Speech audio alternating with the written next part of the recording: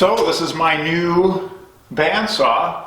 It's a Grizzly. The model is a G0555XH. They call it the Extreme Resaw bandsaw. For a 14-inch bandsaw, this can cut up to 12 inches in height, which is pretty cool.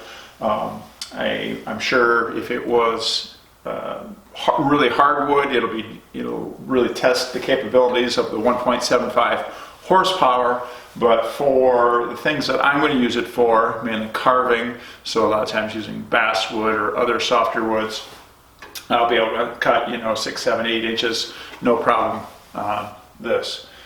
It's a lot quieter. It's got a lot more horsepower, a lot more capacity from the blade to the inside here. I think it's got like 13 inches on the inside, so that's going to be a lot better.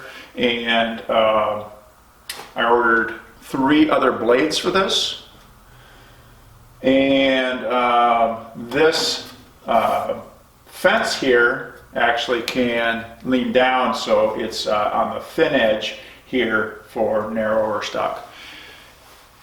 So after unboxing the saw, I went through and I got it set up as best I could. I'm going to show you a little bit of what I did, but it certainly isn't going to be a how-to. There are many good videos out there on how to tune a bandsaw. The Wood Whisperer has a really good one, and there's some other ones out there that are equally as good.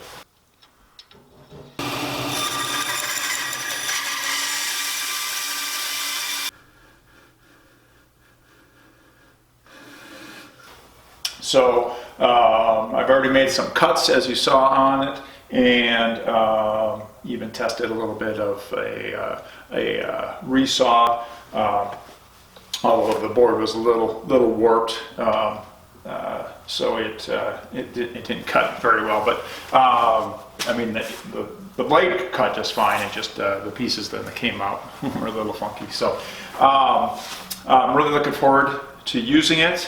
There are a lot of bandsaws out there that I looked at, and I don't have 220 in my shop, so I went with a 1.75 horsepower, because then I can use the 110 voltage. If I ever get 220 out here, I can actually convert this, as well as my table saw. I can convert both of those over to 220.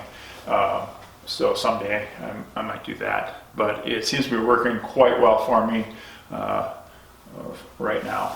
I did get the mobile base for it so that I can move it. This is where it'll live most of the time, and I've got a bit of an area, so something that's 3-4 foot long I can work with here. Anything bigger than that, I can wheel it out and move it into the center of the shop and do it that way.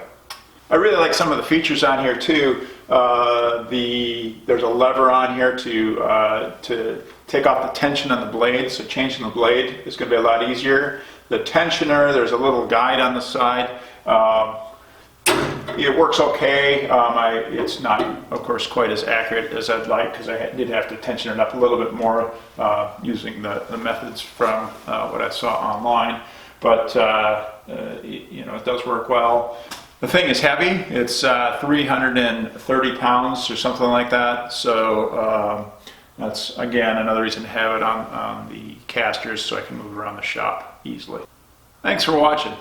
I appreciate the support.